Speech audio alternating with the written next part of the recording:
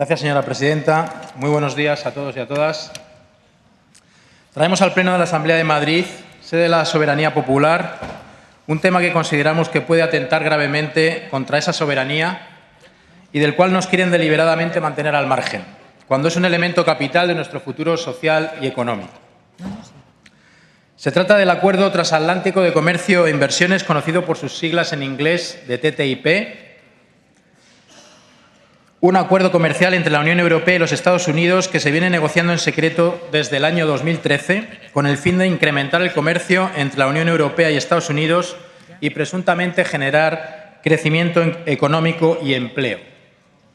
Desde entonces, la Comisión Europea viene negociando de espaldas a la ciudadanía y del propio Parlamento Europeo este acuerdo que pretende una amplia liberalización del comercio de productos, servicios e inversiones.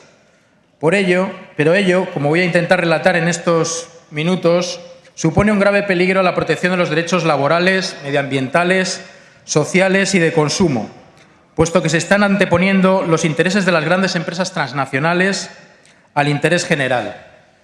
Y además la negociación se está desarrollando prácticamente sin testigos políticos ni sociales, ya que la información con la que cuentan los propios eurodiputados es muy restringida, por no hablar de que las negociaciones apenas cuentan con las organizaciones de la sociedad civil. El 88% de las reuniones que los negociadores han mantenido hasta ahora han sido con grandes empresas y corporaciones transnacionales, sobre todo del sector agroalimentario y farmacéutico, lo que demuestra bien a las claras qué tipo de intereses hay detrás del TTIP. Por ello entendemos que ningún grupo de esta Cámara puede estar conforme con estos modos y procedimientos. Podemos no estar de acuerdo en los objetivos y las bondades de este tipo de acuerdos comerciales internacionales, pero sin duda en lo que deberíamos estar todos de acuerdo es que así no se puede discutir un tratado. El objetivo básico del TTIP es, por supuesto, la liberalización del comercio, y para ello se propone reducir las barreras administrativas existentes entre Estados Unidos y la Unión Europea. Pero esto supone en la práctica poner en riesgo principios elementales. Silencio, por favor, señorías. Principios elementales del modelo europeo de mercado interior, como por ejemplo el principio de precaución, que obliga a las empresas a demostrar que los productos que se quieren comercializar son inocuos para la salud o para el medio ambiente.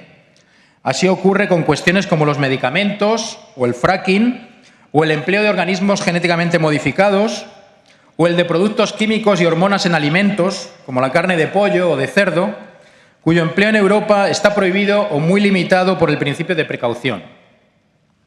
En cambio, las empresas americanas pretenden darle la vuelta y que prevalezca lo que ellos llaman el principio de ciencia fundada, es decir, que un producto, los OGMs o una tecnología como el fracking, es inocua hasta que se demuestre lo contrario. Esto, sin duda, es una injerencia inaceptable en nuestra soberanía como Estados, pero también a nivel autonómico y municipal. Otro ejemplo claro es el del riesgo de privatización de servicios públicos, lo que eufemísticamente se denomina en la jerga comunitaria el acceso a mercados.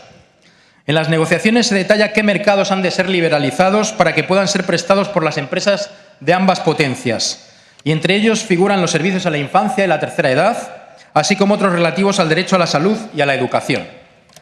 La armonización reguladora entre Estados Unidos y la Unión Europea podría afectar también a los medicamentos. Por ejemplo, las principales demandas de la industria farmacéutica, secundadas por Estados Unidos, son eliminar la transparencia de los ensayos clínicos, evitar el control de precios de medicamentos y aumentar la duración de las patentes de estos, lo que daría lugar a medicinas más caras e inseguras. Comentario aparte merece el asunto de los derechos laborales y la supuesta creación de empleo. Como en los asuntos medioambientales o de protección al consumidor, no podemos consentir que una armonización pueda resultar en la igualación a la baja. Les recuerdo que en Estados Unidos los derechos laborales y sindicales brillan por su ausencia, mientras que en la Unión Europea están por ahora garantizados, aunque no estén armonizados. Estados Unidos solamente ha firmado 2 de los 8 convenios de la Organización Internacional del Trabajo, los contrarios al trabajo infantil y al trabajo esclavo, pero no los que se refieren a la negociación colectiva o al derecho de organización y asociación. Tampoco ha ratificado el Pacto Internacional de Derechos Económicos, Sociales y Culturales de Naciones Unidas, y que incluye los derechos laborales, sindicales y de salud.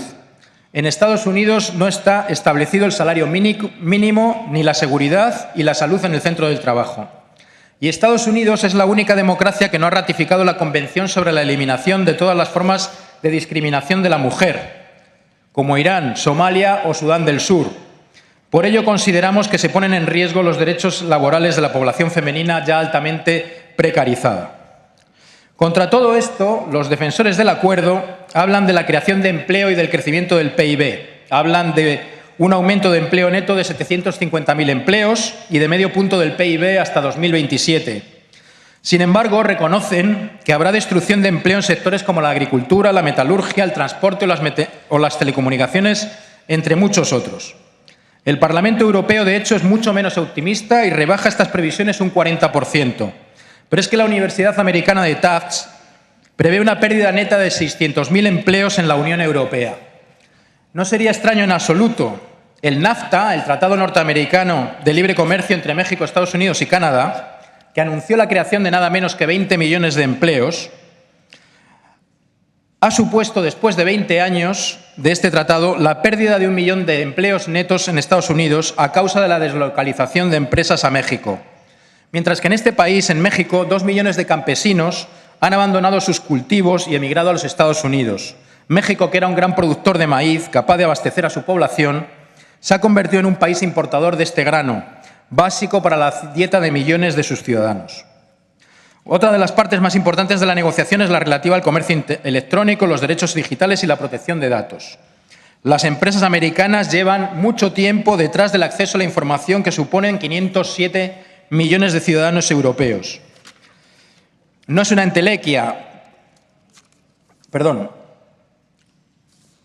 saltándose los requerimientos establecidos en la Unión Europea para el almacenamiento de datos personales. Pero quizá la disposición más polémica de lo que se sabe hasta ahora de las negociaciones del TTIP, no olvidemos que las negociaciones son básicamente secretas y la mayor parte de lo que se sabe es gracias a filtraciones realizadas por eurodiputados y muy recientemente por Greenpeace, es la solución de controversias entre inversores y Estados, el llamado ISDS por sus siglas en inglés.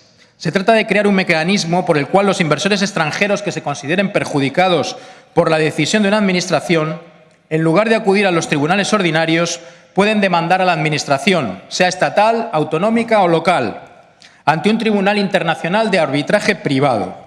Estos tribunales pueden dictar indemnizaciones para los inversores afectados que pueden incluir el lucro cesante. Además, los inversores pueden denunciar a los Estados, pero no a la inversa. Y solo los inversores extranjeros pueden denunciar a los Estados, violando el principio de que todas las personas son iguales ante la ley. El escándalo que esto supone es de tal calibre que la Comisión Europea ha presentado una serie de reformas al ISDS, pero sigue sin resolver los problemas fundamentales. Sigue siendo un mecanismo que discrimina a las pequeñas y medianas empresas y a la ciudadanía en general frente a las multinacionales, que siguen siendo las únicas con capacidad de hacer uso del sistema. Solo se maquilla un sistema que de por sí es injusto, pues da poder a las multinacionales para desafiar leyes democráticas de protección a la sociedad y al medio ambiente. No es una entelequia, ya ha ocurrido en Alemania, demandada por 3.700 millones de euros por decidir el cierre de 2 centrales nucleares. O al Estado de Quebec, en Canadá, 250 millones en compensación por la moratoria al fracking. O en Egipto, por subir el salario mínimo interprofesional. Pero para terminar, merece la pena detenerse un minuto en la falta de transparencia de todo el proceso. Como en la mayoría de acuerdos comerciales llevados a cabo por la Comisión Europea, las negociaciones sobre el TTIP comenzaron en la sombra. Ningún documento relativo al acuerdo estaba disponible para su consulta. Señoría. Le queda un minuto. Gracias. Y se firmó una cláusula para no desclasificarlos hasta pasados 30 años. Las críticas de la sociedad civil ante la falta de transparencia de las negociaciones, la intermediación de la Defensora del Pueblo Europea solicitando el acceso a los documentos y una sentencia del Tribunal Europeo de Luxemburgo obligando a mejorar la accesibilidad llevaron a la Comisión a ser menos restrictivas en el acceso a los documentos. En la actualidad se ha habilitado una reading room, una sala de lectura, para que los eurodiputados consulten algunos de los textos de las negociaciones. Vamos, algo parecido a lo que esta Asamblea hace con las actas de las reuniones de la mesa. De hecho, bien se podría habilitar una reading room para ello, señora presidenta. Pero bueno, la sala de lectura de la comisión se hace bajo juramento de confidencialidad, estricta vigilancia, sin ningún tipo de dispositivo, ni bolígrafo, ni papel, ni cámara de fotos, ni móvil. Los textos están inclusivamente en inglés. Secretismo absoluto. Termine, señoría. Por ello no es de extrañar que se hayan recogido 3 millones de firmas en Europa contra el TTIP. Y por eso solicitamos de este Parlamento un rechazo a este TTIP, a este proceso tal y cual se está negociando. Gracias, señoría. Muchas gracias.